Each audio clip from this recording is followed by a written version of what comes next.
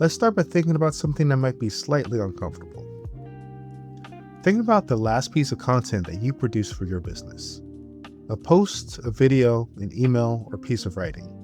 Something you put out into the world. Now think about how long ago that was. If the answer is longer than you'd like to admit, then you're not alone. And the reason is almost always the same. You were waiting until you had something worth saying. Something good enough. Something that justified taking up space in people's feeds and inboxes. Something that met the standard that you've set for yourself. That instinct, to only show up when you have something genuinely valuable to contribute, feels responsible. It feels respectable of your audience's time. It feels like the right thing to do. But I want to suggest that it might actually be costing you more than you realize. And that the psychology behind why tells us something genuinely surprising about how trust actually works. When considering the question of how to build trust in business, most people focus on quality, deliver exceptional work, exceed expectations, produce content so good that people can't ignore it. And while all that matters, there's a limit to how far quality alone can get you. It can impress someone once. It can earn attention in a single moment. It can generate a positive response to a specific piece of work. But what it can't do by itself is make you feel familiar. And familiarity is the foundation that trust is actually built on. Not the familiarity of recognition. Not just knowing someone's name when you hear it. The deeper familiarity of having encountered someone repeatedly over time. Of having developed a sense of who they are and how they show up. Of knowing, not intellectually but in your gut, that this person is going to be here tomorrow the way that they were here today. That kind of familiarity can't be earned in a single exceptional piece of content. It can only be earned through repetition over time, through showing up consistently enough that the brain stops treating each encounter as new information and starts treating it as confirmation of something it already knows. And there's a very specific psychological mechanism behind why that matters more than people realize. In 1968, a social psychologist named Robert Sayance published a paper that produced one of the most counterintuitive and consistently replicated findings in social psychology. He called it the mere exposure effect. The basic finding was, simply being exposed to something repeatedly causes people to develop a more positive attitude towards it.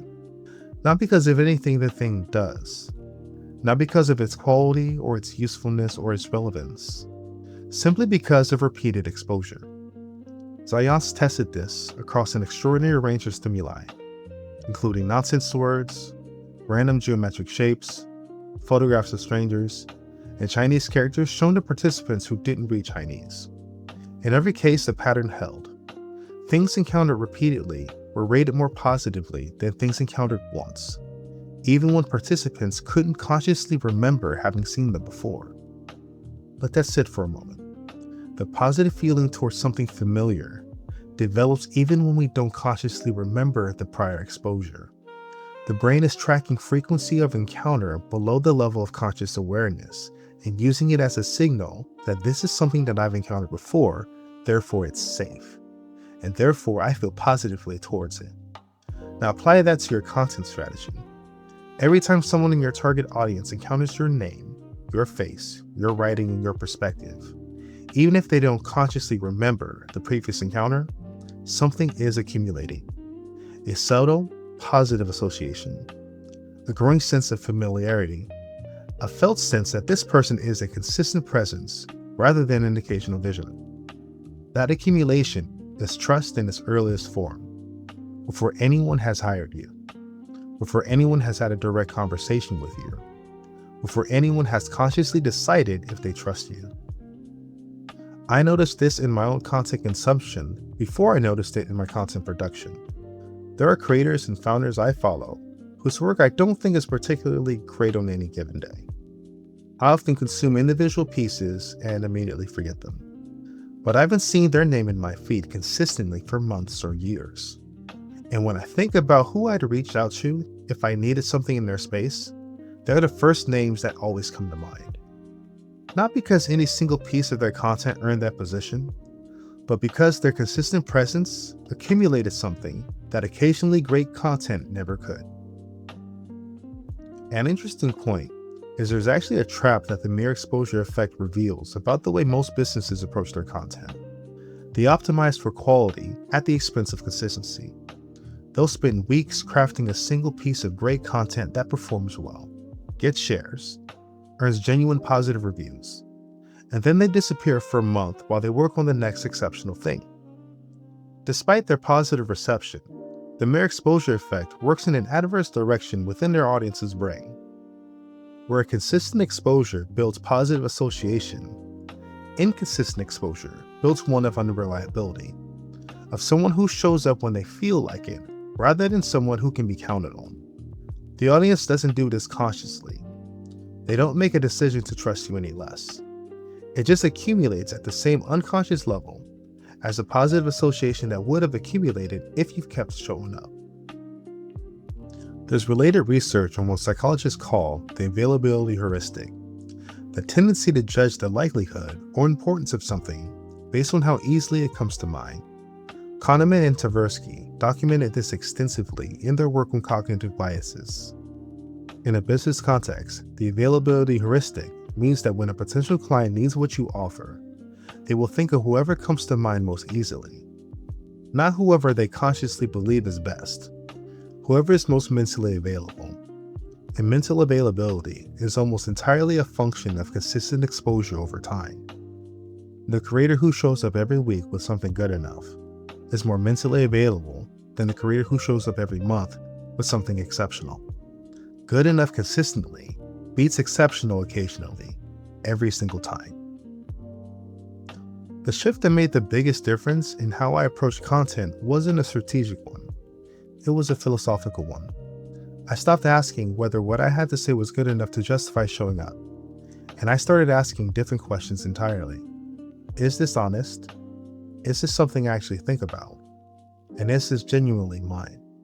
Because here's what I've learned from the mere exposure effect when applied to my own content production. The standard that matters isn't always to be great. The standard that actually matters is to be consistent and genuine. Those two things together, showing up regularly with something honest, do more for trust accumulation that eventually generates clients than any single exceptional piece of content ever could. This doesn't mean lowering your standards. It means reorienting them to what actually builds the thing that you're trying to build. Exceptional content earns attention in the moment. Consistent, genuine content earns familiarity over time. And familiarity, the psychological familiarity, that the mere exposure effect produces through repetition, is the foundation that trust grows in. You can't skip to trust. You have to earn it through familiarity first. And familiarity only comes from showing up. So back to that initial question, the last piece of content that you produced, how long ago it was, and the reason you haven't produced more since. The reason likely isn't laziness, a lack of ideas, or not caring enough.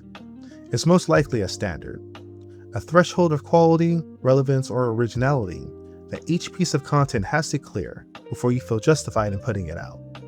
That standard feels like integrity, like respect for your audience. But the mere exposure effect suggests that it might actually be working against the thing that you're trying to build, because your audience doesn't need you to be exceptional every time. They just need you to be there, consistently, repeatedly, and reliably enough that encountering your name starts to feel like encountering something familiar rather than something new.